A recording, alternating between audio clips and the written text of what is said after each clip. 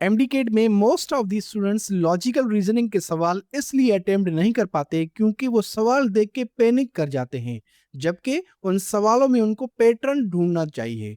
क्योंकि logical reasoning is all about recognising patterns, hands and sequences. तो इसी logical reasoning का मोस्ट इंपॉर्टेंट टॉपिक जो है वो आज हम पढ़ेंगे, जो कि है क्रिटिकल थिंकिंग। पहले जो भी हमने टॉपिक्स पढ़े थे उन सब में क्रिटिकल थिंकिंग अप्लाई होती है। तो आज के इस लेक्चर में हम थोड़ा कॉन्टेक्स्ट के लिए क्रिटिकल थिंकिंग का थोड़ा थ्योरेटिकल पार्ट पढ़ेंगे, उसके बाद हम उसके क्वेश्चन सॉल्व करेंगे। तो शुरू करते हैं आज का लेक्चर। क्रिटिकल थिंकिंग का थोड़ा थ्योरेटिकल पार्ट हमने पहले लेक्चर में भी किया था, जिसमें हमने पढ़ा था कि क्रिटिकल थिंकिंग एक ऐसा प्रोसेस है जिसमें हम रीजनिंग यूज करके सही और गलत के बीच में डिफरेंस फाइंड करते हैं, या हम रीजनेबल और अनरीजनेबल को अलग अलग करते हैं। यह होती है सिंपल क्रिटिकल थिंकिंग की बेसिक डेफिनेशन। क्रिटिकल थिंकिंग के जो क्वेश्चंस होते हैं वो इन चार किस्म के क्वेश्चंस होते हैं: statement and conclusions, statement and inferences, statement and assumptions, statement and arguments. अब इन चार को हम अलग अलग थोड़ा जल्दी जल्दी में पढ़ लेते हैं क्या होते हैं ये। सबसे पहले है स्टेटमेंट एंड कंक्लूजन। कंक्लूजन का मतलब होता है किसी भी सेंटेंस में से, पैसेज में से, या कोई भी हमें कंटेंट गिवन हो उसको पढ़ के हम उसमें से फैक्ट फाइंड आउट करें, मतलब फैक्ट उसमें से निकालें कि ये इस स्टेटमेंट का, ये इस सेंटेंस का, ये इसका मतलब है। मतलब कोई फैक्चुअल हम कंटेंट लेके आए, ये होता है सिंपल कंक्लूजन। जैसे एक एग्जांपल देख के समझ लें। एक स्टेटमेंट हमारे पास गिवन है कि a new bridge has been constructed across the river to improve transportation. ये एक स्टेटमेंट, ये एक पैसेज इंफॉर्मेशन हमारे पास गिवन है कि कोई न्यू ब्रिज बन रही है रिवर के क्रॉस, जिससे ट्रांसपोर्टेशन इंप्रूव हो जाएगी। अब इससे हमने कंक्लूजन क्या निकाला है? The transportation across the river will become easier. जाहिर सी बात है, जब ब्रिज ट्रांसपोर्टेशन को इंप्रूव करने के लिए बनाई जा रही है तो इसका मतलब है ट्रांसपोर्टेशन बेहतर होगी। ये सिंपल होता है, किसी स्टेटमेंट से हमने एक फैक्ट निकाल लिया, ये होता है कंक्लूजन। अब इसी टाइप पे स्टेटमेंट इन कंक्लूजन पे क्वेश्चन किस किस्म के हो सकते हैं, ये उसका एक एग्जांपल है। स्टेटमेंट है कि wind is an inexhaustible source of energy and an arrow generator can convert it into electricity. Wind जो है वो कभी ना खत्म होने वाला एक एनर्जी का सोर्स है, और एरो जनरेटर उसको इलेक्ट्रिसिटी में कन्वर्ट करता है। Though not much has been done in this field, the survey shows that there is a vast potential for developing wind as an alternative source of energy. जबकि इस field में काम नहीं हुआ, तब भी सर्वे शो करता है कि इस फील्ड में बहुत ज्यादा पोटेंशियल है, बहुत ज्यादा ताकत है, विंड को अल्टरनेटिव सोर्स ऑफ एनर्जी के तौर पे प्रोड्यूस करे या यूज करें। इस स्टेटमेंट के दो कंक्लूजन्स गिवन है, दोनों में से हमने फाइंड करना है कि कौन सा सही है, कौन सा गलत है। नंबर वन कंक्लूजन है the energy by wind is comparatively newly emerging field. मतलब विंड से जो एनर्जी मिलती है वो निस्बतन एक न्यू सोर्स ऑफ एनर्जी है, तो ये बिल्कुल सही है। विंड जो है वो कोल या थर्मल एनर्जी से बिल्कुल एक न्यूली इमर्जिंग फील्ड है, ये बिल्कुल कंक्लूजन सही है। नंबर टू कंक्लूजन है energy crisis can be dealt bye exploring more in the field of arrow generation. Arrow generation की फील्ड को हम एक्सप्लोर करके एनर्जी क्राइसिस को डील कर सकते हैं, ये भी बिल्कुल सही है। ऊपर स्टेटमेंट में यही हमारे पास गिवन है कि इसमें एक वास्ट पोटेंशियल है, तो दोनों कंक्लूजन सही है, तो हम करेंगे बी, बोथ 1 और 2 फॉलो। तो इस किस्म के क्वेश्चंस होते हैं स्टेटमेंट और कंक्लूजन के टाइप में। दूसरा टाइप है स्टेटमेंट एंड इन्फ्रेंसेस। कंक्लूजन और इन्फ्रेंस में यही मतलब है कि कंक्लूजन हमें फैक्ट बताता है कि किसी भी पैसेज या सेंटेंस का असल मतलब क्या है, उसको कंक्लूड करके हम बताते हैं। अब इन्फ्रेंसेस में हम क्या करते हैं, किसी भी सेंटेंस को या स्टेटमेंट को हम रीजनिंग या एविडेंसेस यूज करके उसका मतलब निकालते हैं, ये होता है इन्फ्रेंस का मतलब। एक एग्जांपल देख के समझ लें। स्टेटमेंट है हमारे पास, the school has introduced online classes for all students during the winter vacation. कोई स्कूल है, उसने जो है वो विंटर वेकेशन में ऑनलाइन क्लासेस अनाउंस कर दिए हैं। अब इसमें हम इन्फ्रेंस क्या निकालते हैं, students can attend classes from home. अब देखिए ये स्टेटमेंट बिल्कुल सेंटेंस में गिवन नहीं है, हमने स्टेटमेंट पढ़ के उसमें से उसका मतलब निकाला कि जाहिर सी बात है ऑनलाइन क्लासेस होंगे तो स्टूडेंट्स घर बैठ के क्लास अटेंड कर सकते हैं, ये होता है मतलब इन्फ्रेंस का। मतलब कोई एविडेंस यूज करके, रीजनिंग यूज करके हमने इन्फर किया सेंटेंस को, इसका मतलब ये होगा। इस पे किस किस्म के क्वेश्चंस आ सकते हैं, ये एक उसका एग्जांपल है। The coronavirus is killing people across the globe. Reported cases were rising a couple of months ago, but now they are showing some decline. People are developing awareness about how to avoid getting infected. On top of that, people are now more willing to get vaccinated than a few months ago.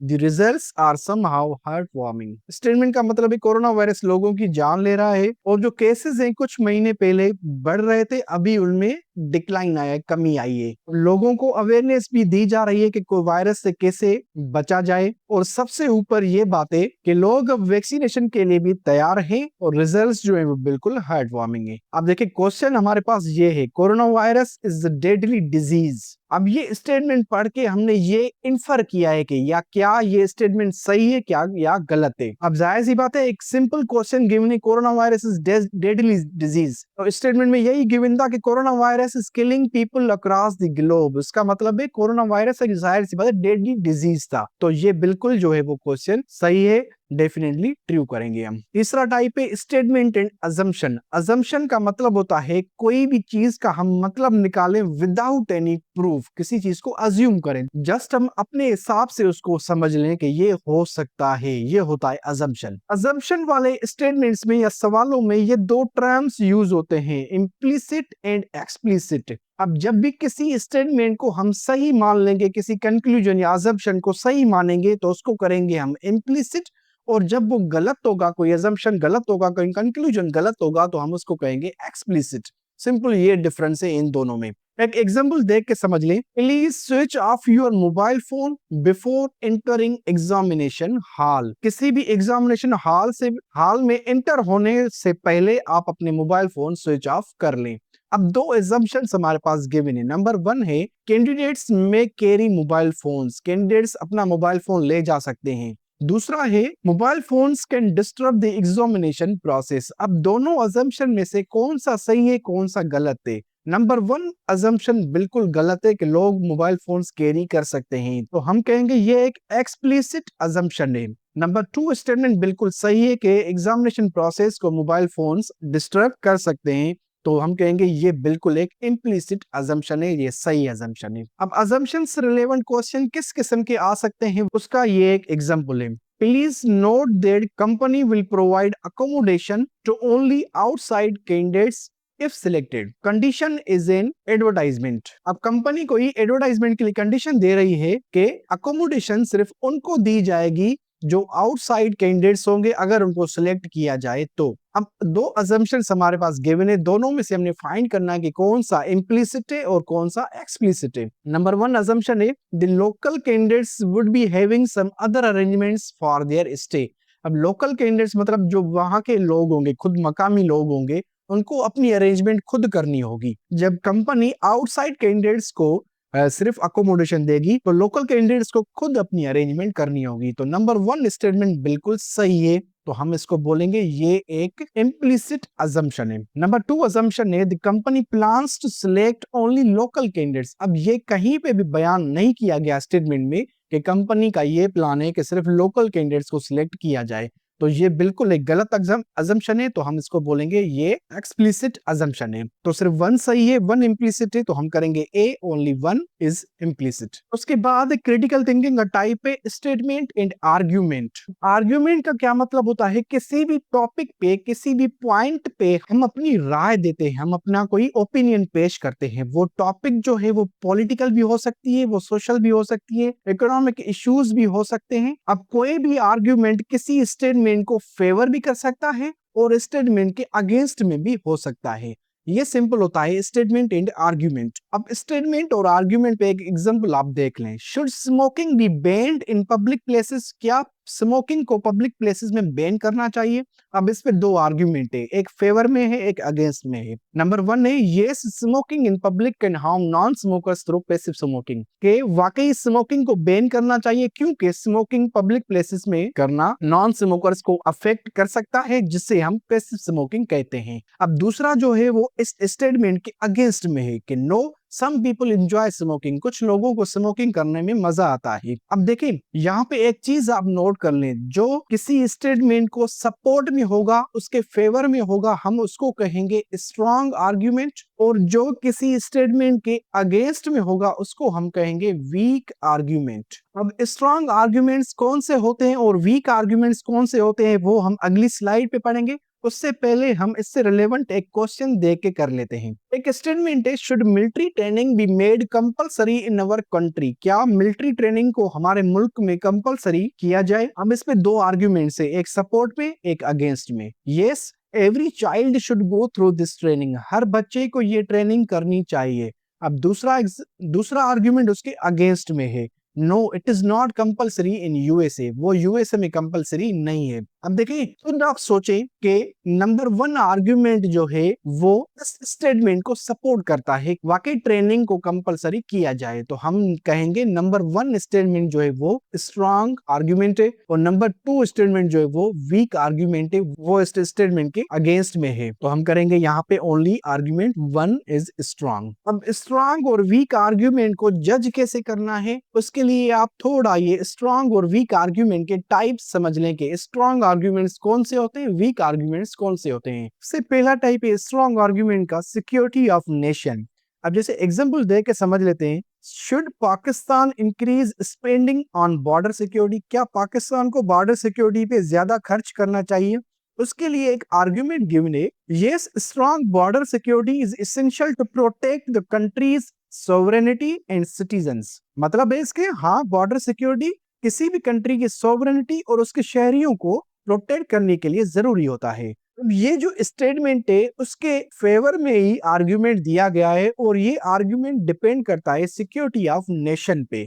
तो जब भी security of nation की बात की जाएगी तो वो एक स्ट्रॉन्ग आर्ग्यूमेंट माना जाता है। नंबर 2 है डेवलपमेंट ऑफ कंट्री, जब भी किसी कंट्री की डेवलपमेंट की बात की जाएगी तो वो भी एक स्ट्रॉन्ग आर्ग्यूमेंट माना जाएगा। जैसे एग्जांपल देख के समझ लें, should the government invest more in education, क्या गवर्नमेंट को एजुकेशन पे ज्यादा इन्वेस्ट करना चाहिए। आर्ग्यूमेंट है yes an educated population contributes to economic growth and national development, जो कि पढ़ी लिखी आवाम होती है वो कंट्री की ग्रोथ में, इकोनॉमिक ग्रोथ में और नेशनल डेवलपमेंट में ज्यादा कंट्रीब्यूट करती है। तो ये एक कंट्री की डेवलपमेंट की बात हो रही है, तो ये भी एक स्ट्रॉन्ग आर्ग्यूमेंट माना जाएगा। उसके बाद है यूनिवर्सल ट्रुथ, जब भी किसी यूनिवर्सल ट्रुथ की बात होगी तो वो भी एक स्ट्रॉन्ग आर्ग्यूमेंट माना जाएगा। जैसे स्टेटमेंट गिवन है, should people be encouraged to exercise regularly, क्या लोगों को रोजाना एक्सरसाइज करने के लिए इनकरेज किया जाए।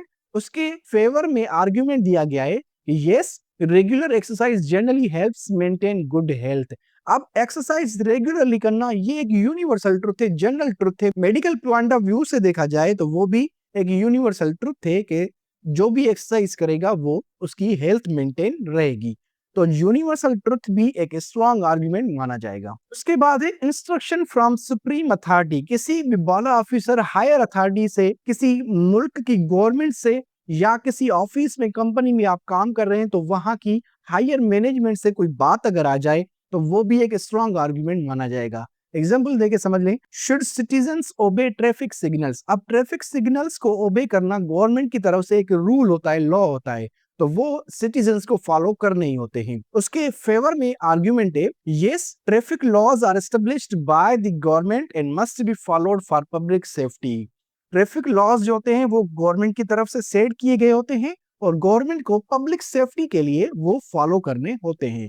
तो ये भी एक स्ट्रॉन्ग आर्ग्यूमेंट है। नेक्स्ट है एक्ट्स बेस्ड ऑन एक्सपीरियंस, तजुर्बे की बुनियाद पे जो चीजें बताई गई हो, जो आर्ग्यूमेंट दिए गए हो, वो भी एक स्ट्रॉन्ग आर्ग्यूमेंट माना जाता है।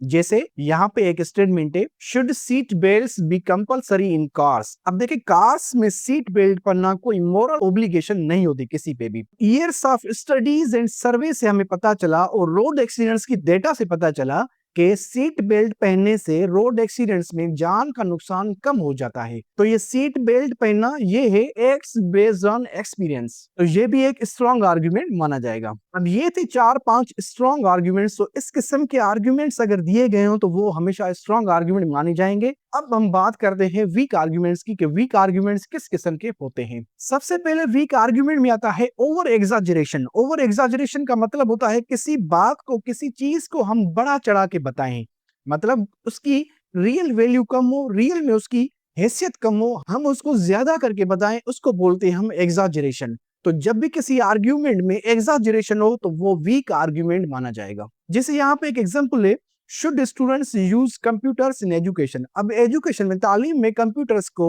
यूज करना चाहिए या नहीं चाहिए, उसके लिए एक आर्ग्यूमेंट दिया गया है कि yes, computers will completely solve all educational problems. Computers जो है वो सारे तालीम के मसले हल करेगा। अब देखें, ये एक एग्जाजरेशन है। कंप्यूटर जरूरी तो है पर तालीम के सारे मसले वो हल नहीं कर सकता, तो ये एक ओवर एग्जाजरेशन है बात में, तो ये एक वीक आर्ग्यूमेंट माना जाएगा। तो जब भी किसी आर्ग्यूमेंट में ओवर एग्जाजरेशन हो तो आप समझ जाएं कि ये एक वीक आर्ग्यूमेंट है। दूसरा है words like each, nothing, every, all, only. जब भी किसी आर्ग्यूमेंट में इस किस्म के लफ्ज दिए गए हों तो वो भी वीक आर्ग्यूमेंट्स माने जाएंगे। एग्जाम्पल देख के समझ लें, शुड ऑनलाइन लर्निंग बी इंकरेज्ड। क्या ऑनलाइन लर्निंग को बढ़ाया जाए? अब उसके फेवर में एक आर्ग्यूमेंट दिया गया है कि yes, every student learns better online. अब यहाँ पे एक टर्म यूज किया गया है एवरी। ऑनलाइन एजुकेशन सभी के लिए एक जैसी नहीं हो सकती, किसी के लिए फायदेमंद हो भी सकती है, किसी के लिए नहीं भी हो सकती। तो यहाँ पे जो टर्म यूज किया गया है कि एवरी स्टूडेंट, तो ये एक वीक आर्ग्यूमेंट को शो करता है कि सभी के लिए ये ऑनलाइन एजुकेशन सही नहीं है, तो ये एक वीक आर्ग्यूमेंट माना जाएगा। तो जब भी आप किसी आर्ग्यूमेंट में इस किस्म के लफ्ज आप देखें, each, nothing, every, all, only, तो उस किस्म के आर्ग्यूमेंट को हम वीक आर्ग्यूमेंट मानेंगे। इसके बाद एक कंपैरिजन। कंपैरिजन का मतलब है दो चीजों को मैच करना, उनमें सिमिलरिटीज भी फाइंड की जा सकती है, उनमें डिफरेंसेस भी देखे जा सकते हैं। एग्जांपल देके समझ लें, should military training be compulsory. क्या मिलिट्री ट्रेनिंग को कंपलसरी बनाया जाए? आर्ग्यूमेंट है no, it is not compulsory in USA. अब देखें, यहाँ पे एक कंपैरिजन बताया गया है यूएसए का, जबकि स्टेटमेंट में कहीं भी यूएसए का जिक्र नहीं है। स्टेटमेंट में सिंपली एक सवाल पूछा गया है कि क्या मिलिट्री ट्रेनिंग को कंपलसरी किया जाए, तो आर्ग्यूमेंट में यूएसए को कंपेयर किया गया है कि यूएसए में कंपलसरी है, इसलिए ऑन द होल ट्रेनिंग को कंपलसरी किया जाए। तो ये एक वीक आर्ग्यूमेंट को शो करता है कि किसी चीज को आप कंपेयर करके आर्ग्यू करें तो वो एक वीक आर्ग्यूमेंट माना जाता है। तो कंपैरिजन भी आप वीक आर्ग्यूमेंट में शुमार करेंगे। उसके बाद है हाफ एक्सप्लेन्ड आर्ग्यूमेंट्स, मतलब किसी चीज को पूरी तरह क्लियरली बयान किया ना गया हो, तो वो भी एक वीक आर्ग्यूमेंट माना जाएगा। जैसे यहाँ पे गिवन है, should the government build more hospitals. क्या गवर्नमेंट को ज्यादा हॉस्पिटल्स बनाने की जरूरत है? आर्ग्यूमेंट है नो, हॉस्पिटल्स क्रिएट प्रॉब्लम्स। अब देखें, यहाँ पे एक आर्ग्यूमेंट दिया है हॉस्पिटल्स क्रिएट प्रॉब्लम्स। अब प्रॉब्लम्स किस किस्म के हो सकते हैं, क्या हो सकते हैं, क्या प्रॉब्लम होंगे, ये क्लियर बयान नहीं किया गया, एक्सप्लेन नहीं किया गया। ये आर्ग्यूमेंट हाफ एक्सप्लेन्ड है, तो इस किस्म के आर्ग्यूमेंट को भी हम वीक आर्ग्यूमेंट मानेंगे। लास्ट वीक आर्ग्यूमेंट है एम्बिग्यूअस। एम्बिग्यूअस का मतलब है जो चीज क्लियर ना हो, वाज़ेह ना हो, मतलब उसकी मीनिंग भी हिडन हो सकती है, उसका पॉइंट ऑफ व्यू भी हिडन हो सकता है, मतलब कोई भी चीज क्लियरली बयान की ना गई हो, तो उसको बोलते हैं हम एम्बिग्यूअस। जैसे स्टेटमेंट में गिवन है, should school timings be changed. क्या स्कूल टाइमिंग्स को चेंज किया जाए? आर्ग्यूमेंट है yes, it would be better. अब देखिए, इट वुड बी बेटर ये एक हाफ एक्सप्लेन्ड भी है और एम्बिग्यूअस भी है, क्योंकि इसमें क्लियरली बयान नहीं किया गया कि बेटर इन व्हाट सेंस, तो ये भी एक एम्बिग्यूअस स्टेटमेंट या आर्ग्यूमेंट है, तो इसको भी हम वीक आर्ग्यूमेंट मानेंगे। अब ये स्ट्रॉन्ग और वीक आर्ग्यूमेंट्स का जो पोर्शन है इस वीडियो में, अगर आपको इसमें कुछ भी समझ में ना आया तो आप कमेंट कर सकते हैं या इसको रिपीट करके दोबारा आप देख लें। ये बहुत ही एक इंपॉर्टेंट सेक्शन है इस वीडियो का। अब हम क्रिटिकल थिंकिंग से रिलेवेंट पास्ट पेपर के क्वेश्चन सॉल्व करते हैं जो एमडीकेट के टेस्ट में पूछे गए हैं। क्रिटिकल थिंकिंग के क्वेश्चंस इस तरह से होते हैं कि